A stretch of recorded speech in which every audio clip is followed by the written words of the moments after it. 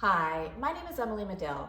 I'm here with what I call my weekly happiness video where I read aloud my weekly featured article.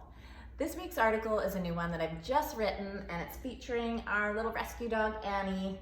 But whether or not you are a pet owner, this article I think does apply to everyone. It's called How Our Rescue Dog Trained Me to Love and Leap. There is nothing quite like the love and companionship human beings share with their beloved pets. I spent 10 years contemplating the idea of welcoming a family pet into our household. For 5 of those years, my sons begged my husband and I for a pet, any pet. A dog was at the top of their list, but a cat, hamster, or goldfish would do. At one point, they caught a grasshopper in the backyard and named it Carl. Their efforts didn't go unnoticed, but I shelved the idea of adding a fur baby to the mix every time I considered our jam-packed schedule. Both my sons play competitive sports year-round. Their schedule has us running from place to place most nights and weekends. I couldn't wrap my mind around adding one more responsibility. Every time I dove down the rabbit hole to make our dream a reality, I'd get a heavy dose of mum guilt for our future pet. I mean, who would look after Steve the cat or Richard the dog? Yes, we already had names picked out when we were out on the road. My husband was the toughest resistor. We all knew that the load of caring for a pet would ultimately be mine by some weird default of being the mom, but my husband had a lot to say about the sheer lunacy of adding more responsibility to this busy stage of life. One day, everything changed.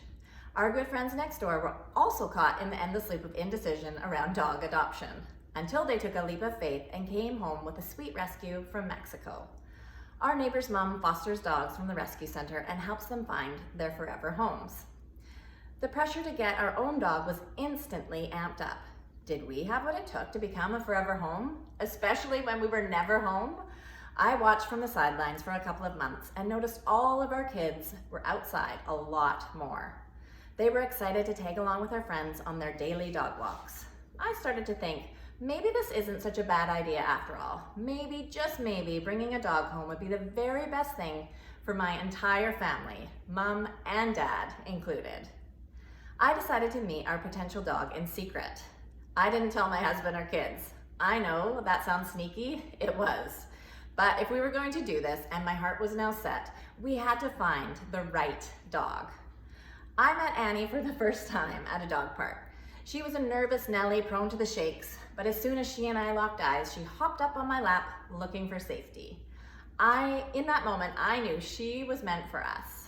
She would require a lot of love and a gentle touch, and that's exactly what we would give her. I brought her home to surprise our family a year ago.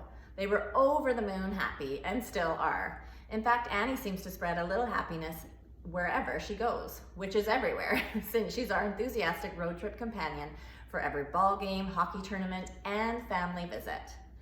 She has expanded love in our household more than I knew was possible. When the boys get home from school, the first thing they do is seek Annie out for a snuggle and love fest. Every night before bed, Annie patiently snuggles each of my sons before she settles in with my husband and I for the night. Annie is pure love, and she shares it freely and unconditionally. She has helped each of us learn to do the same. While Annie is most attached to me and has become my best little friend and companion, each member of her household works hard and believes they are her number 2. This includes my once doubting husband, who adores Annie like she's his very own dogter. His pun, not mine. I share this story not just to brag about our dearest Annie, even if she is the best dog to ever wag a tail.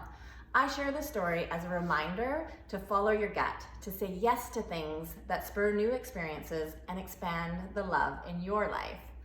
So many of us waste precious moments by fearing and doubting the best gifts life has to offer. Not just the love we share with our pets, but all the new experiences that come when we stop resisting unknowns and instead jump in with both feet. When we trust we'll end up where we are meant to land. 10 years ago, I knew in my heart that a pet would be a wonderful way for my family to build empathy, compassion, and love. But I got caught up in the logistics of how I could make it all work out perfectly in my mind. I needn't have worried. I work from home, and most days Annie is happily curled up beside me. We take regular breaks for walks and fresh air. She has added joy to my workday. She has added joy to our hockey trips, our days at the ball field, our walks to school, and our bedtime snuggle routines. She has helped us get outside for more family walks, talks, and fresh air. Saying yes to the big unknown of dog adoption has renewed my belief that life is better when we jump in fully and try new things. Now, when I sense something will leave a big question mark on my heart if I don't at least give it a try, that's my cue to dive in. What about you? What are you ready to say yes to? So that is my article this week, How Our Rescue Dog Trained Me to Love and Leap. And it's published up on my website, emilymadill.com, and it's also featured up on thriveglobal.com. I'm honored to be one of Thrive Global's editors at large, so I do share all of my writing out on Thrive Global as well as my website.